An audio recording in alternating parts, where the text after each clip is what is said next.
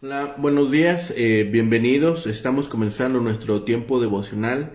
En esta mañana, el día de hoy, estaremos revisando del capítulo 15 del libro del profeta Isaías, los 9 versículos que constituyen este capítulo para el tiempo devocional que hemos titulado Los juicios divinos por suceder. Los juicios divinos por suceder. Vamos a la lectura de nuestra porción en la nueva traducción viviente para nuestro tiempo devocional. Dice la palabra de Dios: recibí este mensaje acerca de Moab. En una sola noche será reducido a escombros el pueblo de Ar y la ciudad de Kir destruida. Tu pueblo irá al templo de Dibón para lamentarse. Ellos irán a sus santuarios sagrados para llorar. Gemirán por la suerte de Nebo y de Medeba, y en su angustia se raparán la cabeza y se cortarán la barba. Vagarán por las calles vestidos de tela áspera, y de cada hogar y plaza pública saldrá el sonido de gemidos. Los habitantes de Edbón y de Leane gritarán, sus voces se oirán hasta en Jaasa. Los guerreros más valientes de Moab gritarán de terror, se paralizarán de temor. Mi corazón llora por Moab, su pueblo huye a Zoar y Eglat Celicilla. Sube llorando por el camino de Luid, se pueden oír sus gritos de angustia a lo largo del camino de Horonaim. Hasta las aguas de Nimrim se secaron. Las riberas cubiertas de hierba se quemaron, desaparecieron las plantas tiernas, no queda nada verde. La gente toma sus posesiones y las carga a través del barranco de los sauces. Se oye un grito de angustia por toda la tierra de Moab, desde un extremo hasta el otro, desde Eglam hasta Ber Elim, y el arroyo cercano a Dibón corre rojo por la sangre, pero todavía no he terminado con Dibón. Los leones cazarán a los sobrevivientes, tanto a los que tratan de escapar como a los que se queden atrás. Bien, para esta porción de la palabra, la nación de Moab es quien sufre ahora los embates del juicio de Dios. Moab quedaba al oriente del río Jordán y era acérrima enemiga del pueblo de Dios. El mensaje en su contra consiste de 4 partes. Así que esta derrota por los ejércitos asirios nos deja ver una característica muy notable de esta porción, que es la angustia. Y vamos a ver la forma en la cual el profeta describe esta situación. Hay una derrota repentina. La geografía del texto revela la venida del norte al sur de las tropas asirias. La frase de noche en el versículo 1 significa en una sola noche y representa la rapidez de la destrucción. El pueblo quedó consumido por la congoja. Y hay una huida racional, ya que los ejércitos vendrían de noche, los moabitas huirían al sur y se refugiarían en Edom. Esta profecía, que se iba a cumplir dentro de 3 años, iba a confirmar la misión del profeta y la fe en todas sus demás profecías. Se anuncia acerca de Moab, primero, que sus ciudades principales serán sorprendidas por el enemigo. Grandes cambios y muy tenebrosos pueden hacerse en poco tiempo. Segundo, los moabitas tendrían que recurrir a sus oídos en busca de socorro, a sus ídolos, en busca de socorro. Los impíos no tienen consolador cuando están en problemas, pero sus temores raramente los llevan a acercarse a nuestro Dios perdonador con verdadera pena y oración de fe. Número 3, habrá gritos de lamento en toda la tierra, porque no hay alivio en tener muchos compañeros de sufrimiento y duelo. 4. El valor de sus soldados fallará. Fácilmente Dios puede privar a una nación de aquello de lo que depende en forma suprema como fuerza y defensa. Número 5. Estas calamidades deben causar pesar en los lugares vecinos. Aunque enemigos de Israel, no obstante, como congéneres, debe serles penoso verlos en angustia. En los versículos 6 al 9, el profeta describe los terribles lamentos oídos en todo el país de Moab cuando fue presa del ejército asirio.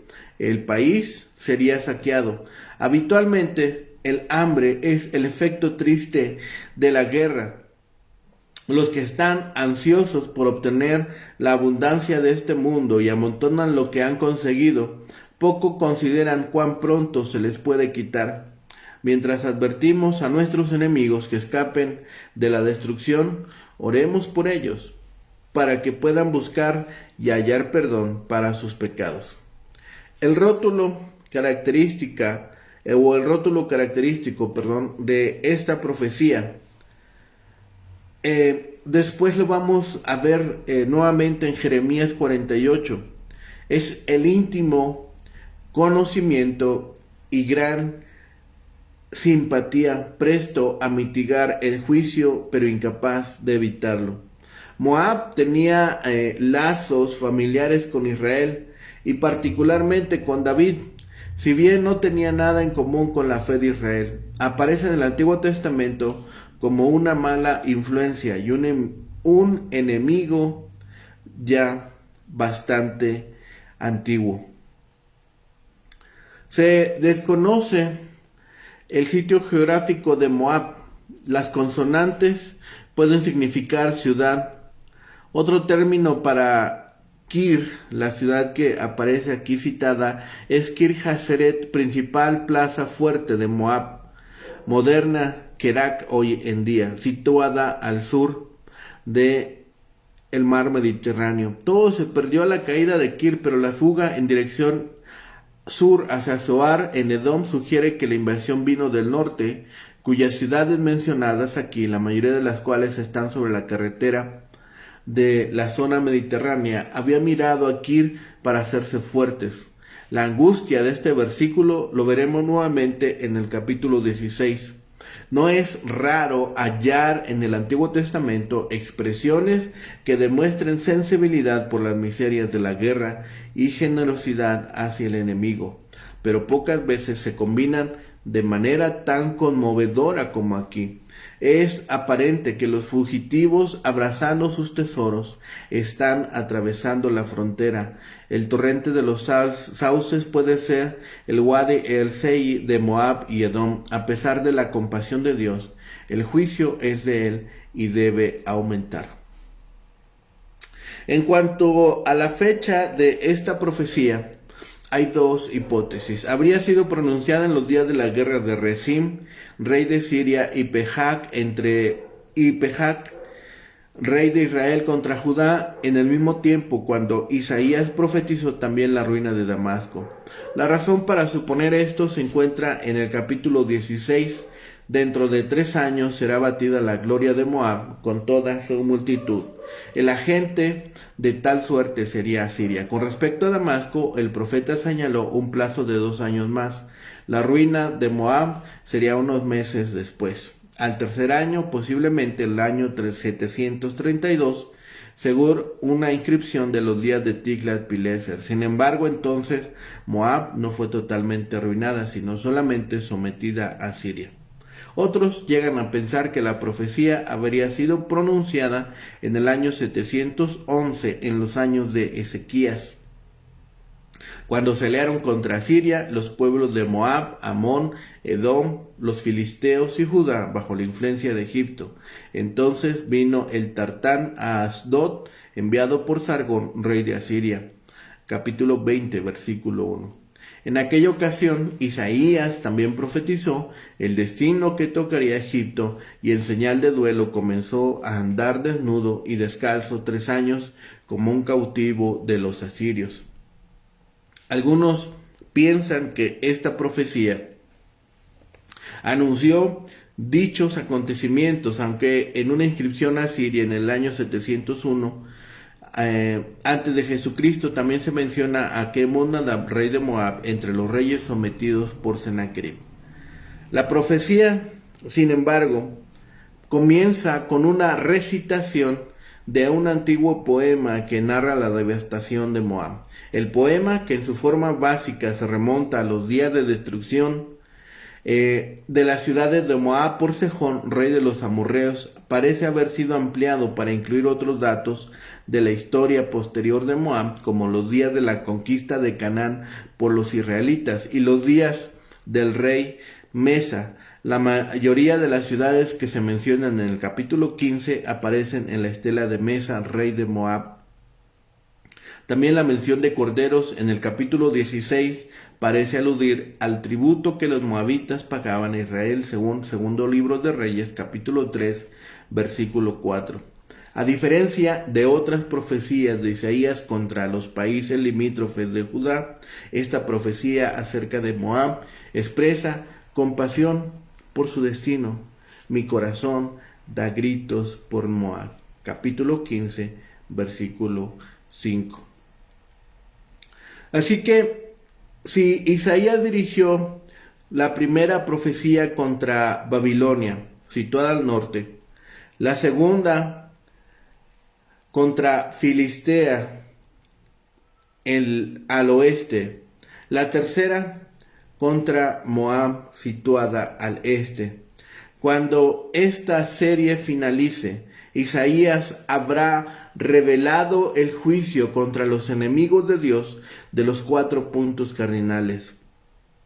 Esta profecía menciona varias de las ciudades de Moab, como hemos visto, y se concentra en los gritos de los moabitas gimiendo y llorando a causa del inesperado juicio que ocurre de noche.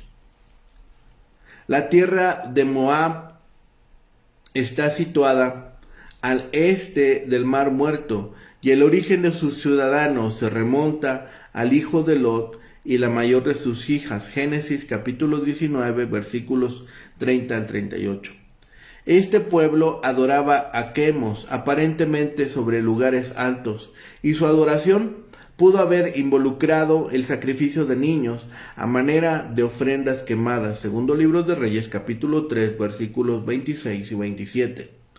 Sin embargo, Ruth era moabita. Por mandato de Dios, los israelitas no atacaron a este pueblo cuando se aproximaron a la tierra prometida, luego de 40 años de vagar por el desierto. Dios no le iba a dar a Israel la tierra de Moab porque se la había dado por posesión a los descendientes de Lot. Deuteronomio 2:9. Pero sus habitantes se opusieron a los israelitas y contrataron a Balaam para que los maldijera. Números capítulo 22 al 24. Asimismo, se opusieron al pueblo de Dios en época de los jueces, hasta que David los subyugó. Y con todo esto, cada vez que tenían la oportunidad, se volvían contra el pueblo de Dios. La escena, gráficamente descrita por Isaías, resultaba espeluznante. Los moabitas, tratando de huir del repentino desastre, se dieron a la fuga. Cuando el juicio de Dios los golpeó, incluso los soldados armados daban gritos de dolor. Otros recogían lo que podían y huían despavoridos del peligro que avanzaba sobre ellos. Además de esto, la sequía marchitaba todo lo verde, y con la matanza de Moab las aguas se convertían en sangre. Si alguien quedaba, el león atacaba a los que corrían. Lo único que se oía en la ciudad eran gemidos y lamentos. Esta profecía habla sobre la ruina de Moab. Tiene la forma de una endecha, un lloro, una elegía. Debido a la incertidumbre del texto y la resultante diversidad de las traducciones de los eruditos, este es un pasaje reconocidamente difícil. El expositor halla poca ayuda. Puede ser que Isaías haya trabajado sobre una elegía anterior, ahora anónima, que lamentaba una gran calamidad sufrida por Moab a manos de un invasor extranjero antes de su tiempo. Así pareciera indicarlo el versículo 13 del capítulo 16. Si así fuera, Isaías ve la elegía como aplicable a la suerte que él mismo profetiza que caerá sobre Moab 3 años después. Así que Moab es devastada, es deshecha, debido a la caída de sus dos ciudades principales en una sola noche. Moab es destruida y reducida a silencio. En consecuencia, Moab llora aullando, con las cabezas rapadas y las barbas afeitadas, vestido de cilicio. El pueblo ascenderá a sus sagrados santuarios y a sus terrados para orar, y al encontrarse en las intersecciones de sus calles, la gente llora. Hesbón y Eleale eran localidades moabitas a unos 3 kilómetros de distancia entre los ríos Jaboc y Arnón, al nordeste del Mar Muerto.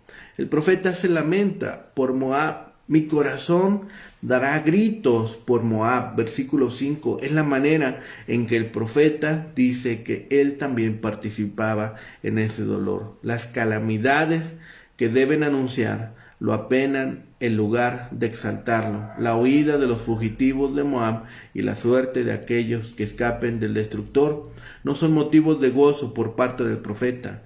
Desde las aguas de Nimrim, cerca de la moderna ciudad de Salt en el norte, hasta Zoar, al otro lado del torrente de los sauces en el sur, los fugitivos contemplan una tierra antes hermosa, convertida ahora en un yermo. Novilla de 3 años, versículo 5. Probablemente es el nombre de un pueblo, Eglas Elisilla. Los gritos pues abarcan todo lo largo y lo ancho de Moab, llegando hasta Eglaim, estanques gemelos, versículo 8, y Beer Elim, el pozo de los príncipes. Aún los arroyos están tintos de sangre de la matanza, mientras el destructor los persigue como un león a su presa. Hay este lamento, hay este vestir con ropas de ahora de luto, y esta profecía se puede fechar en el año 727 al 722 antes de Cristo. Tuvo cumplimiento literal cuando los ejércitos de Asiria y Caldea invadieron y desolaron la tierra de Moab. Las causas del fin de este país no se conocen, aunque se conjetura que Moab, con su altivez, probablemente ofendió a Nabucodonosor, rey de Babilonia, de modo que éste los destruyó, desterrando la mayor parte de su población y siendo ocupada la tierra después por los árabes, quienes se mezclaron con los habitantes del país. Después del cautiverio de Judá, raramente se menciona a Moab. Nehemías se refiere a los árabes como aliados de Amón, mientras que en la época anterior al cautiverio, quien se presenta a Moab como aliado de Amón.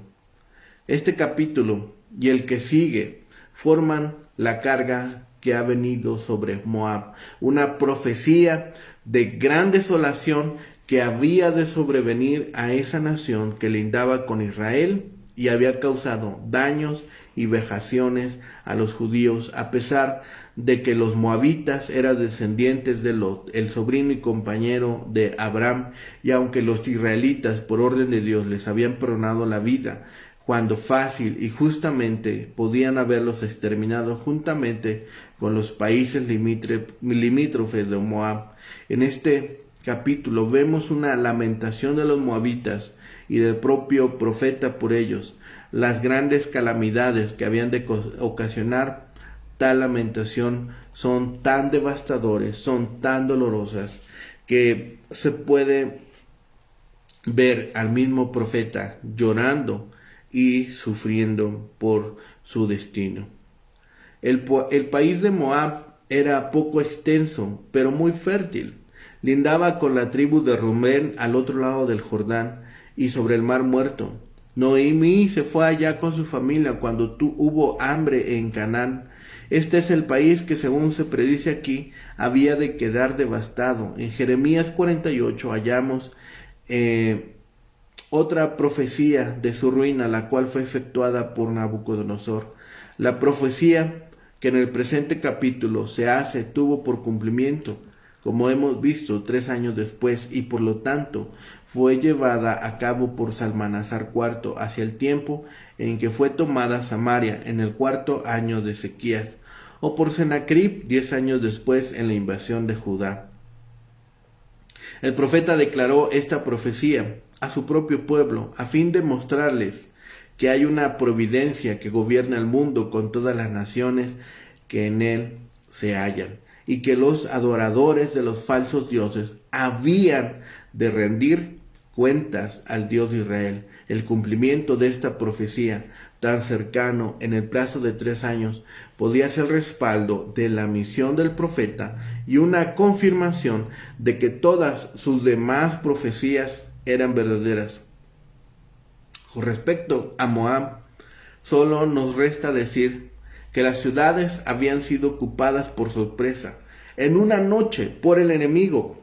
Por eso había gran lamentación, porque de noche fue destruida Ar de Moab y Kir de Moab, las 2 principales ciudades de dicho reino. Con esto, la caída de Moab era un hecho, porque la toma de las 2 ciudades abrió de par en par las puertas del país y convirtió en fácil presa todas sus riquezas. Así como la nación protege a las ciudades, también las ciudades alimentan y protegen a la nación, y ninguna puede decir a otra: no te necesito. 1 Corintios capítulo 12, versículo 21. Lo segundo es que los moabitas recurrirían a sus ídolos en busca de socorro. Él, esto es, el rey de Moab, subió a Bait o al templo, y a Dibón, a los lugares altos, a llorar. Fue a pronunciar su lamento y sus quejas delante de los dioses, a quienes él y su pueblo adoraban. Tercero, que habría duelo general por todo el país, lo cual se describe aquí muy gráficamente. Se vestirían de saco, aullarán todos, deshaciéndose en llanto. El país entero se convertiría en un valle de lágrimas, un pequeño mapa de este mundo. Los moabitas llorarán la pérdida de Nebo y de Medba, otras ciudades notables, las cuales, como es lo más probable, fueron saqueadas e incendiadas. Se mesarán el pelo de la barba y de la cabeza, hasta el punto que toda cabeza será rapada y toda barba rasurada, conforme a las expresiones de duelo que se usaban por aquel tiempo en aquellos países. La frase deshacerse en llanto, irse abajo en llanto, solamente ocurre en este lugar, pues como se hace notar en todos los demás lugares de la Escritura, el texto habla de irse abajo en llanto, no la persona entera como aquí el caso, sino solo el ojo. Cuarto, les faltará la bravura propia de los militares, los soldados bien entrenados. Los guerreros de Moab aullarán como los demás ciudadanos. Su alma, la de cada uno, se desfallecerá o se estremecerá dentro de él. Finalmente, la predicción de estas calamidades les produce tal impresión al profeta que se compadece. Su corazón da gritos por Moab, aunque sus enemigos eran esta nación de Moab. Son criaturas de Dios y parientes lejanos de Israel. Bien les va a los ministros de Dios ser de espíritu tierno para asemejarse a su maestro, quien lloró sobre Jerusalén, previendo su destrucción cuando iba a ser crucificado en ella, y ser también semejantes a Dios, quien no desea la muerte del pecador. Ezequiel 18:23. Las ciudades circunvecinas se harán también eco de los lamentos de Moab. Los fugitivos se apresuran a ponerse a salvo, pero no hay lugar a donde refugiarse porque han desechado a Dios. Hay en todo esto una lección. Luego de la muerte del rey Acaz, Se cree que los filisteos enviaron representantes a Judá para invitar a su sucesor Ezequías a unírseles en rebelión contra Siria. El ofrecimiento resultaba interesante, dado los pocos años desde que los filisteos conquistaron numerosas ciudades y pueblos al oeste de Judá. Además, Acaz, hijo de Judá, tributaría de Asiria durante los últimos años de su reinado. Aparentemente los filisteos percibieron que Ezequías era un hombre distinto que podía querer liberarse del yugo asirio. Al final de cuentas tenían razón. Durante un tiempo Ezequías dejó de pagar tributo y resistió firmemente a los asirios, incluso cuando estos enviaron fuerzas para sitiar a Jerusalén. No obstante, los filisteos entendieron mal a Ezequías al pretender aparentemente que él uniera sus fuerzas con las de ellos. En vez de eso, el nuevo rey consultó a Dios, quien usó a Isaías para advertirle en contra de cualquier alianza con los filisteos. Por cierto, más adelante atacó a los filisteos y reconquistó gran parte del territorio perdido de Judá. El obedecer a la palabra de Dios, el ser obediente al consejo de Dios fue la gran diferencia. Y aquí vemos el final para una ciudad, para una nación que desechó a Dios, para una ciudad que no había tomado en cuenta los consejos de las profecías, de los mensajes que Dios enviaba a la nación. Así que fue desterrada, primero subyugada y después eliminada totalmente.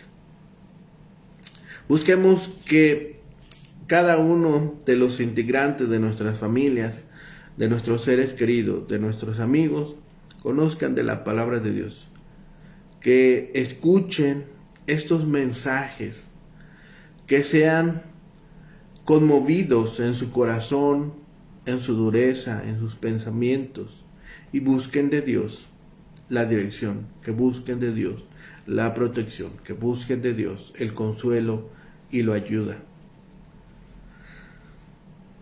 No estemos nosotros tampoco celebrando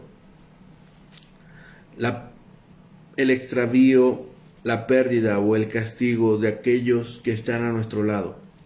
La misericordia de Dios es grande. Moab se había puesto en contra de su recto juicio y le hace lamentar el castigo de la pecaminosa Moab. La misericordia está disponible para toda persona. La misericordia y el don perfecto en Jesucristo está disponible y está al alcance nuestro. Así que acerquémonos nosotros mismos, acerquemos a otros y llevemos este mensaje de esperanza a quien está sin ninguna. Los juicios de Dios están por venir. Los juicios de Dios se llevarán a cabo. Así que acerquémonos al lugar seguro, al lugar de rescate, a donde está contenida toda la gracia y misericordia. Acudamos a Dios. Oremos. Bendito Padre y Señor, gracias te damos en este día, Señor, que nos permites estar delante de ti, Señor, y darte la honra y la gloria, Señor, por tu poder, por tu misericordia. Señor, porque eres el único merecedor de toda gloria, alabanza y adoración. Padre bendito, Señor, gracias por el descanso, gracias por el cuidado, por el alimento que has permitido, Señor, y sobre todo porque en todo tiempo tú nos excedes, Señor, con tus favores, con tus dones, Señor, a nuestra gratitud. Y queremos, Señor, poner delante de ti, Señor, también oración que sea agradable, oración que exalte tu nombre, pero sobre todo, Señor, que te dignes a escucharla, a inclinar tu oído, Señor, tanto de gratitud, de petición y de necesidad, porque este pueblo, este mundo, Señor, sufre a causa de su maldad, sufre a causa de que se ha alejado de ti, Señor. Ten misericordia de nosotros. Inclina tu oído, Señor. Que tu misericordia se extienda a aquellos corazones duros, a aquellas mentes cerradas, Señor, y a aquellos lugares de oscuridad, Señor, llegue la luz admirable de tu evangelio y se rompan las cadenas de la esclavitud, como un día hiciste también por nosotros. Padre bendito, gracias por toda tu misericordia, por tu amor y tu bondad. Dejamos en tus manos nuestras necesidades, nuestras peticiones, nuestras cargas, Señor, para que tú hagas según tu voluntad y para que nos rescates, Señor, según tu gran amor. Padre bendito, gracias de todas tus bendiciones. Gracias por tu amor inagotable y por tu paz. Gracias de todo ello te damos en el bendito nombre de Cristo, Señor y Salvador nuestro. Amén. Que tengan un excelente día. Que el Señor les bendiga.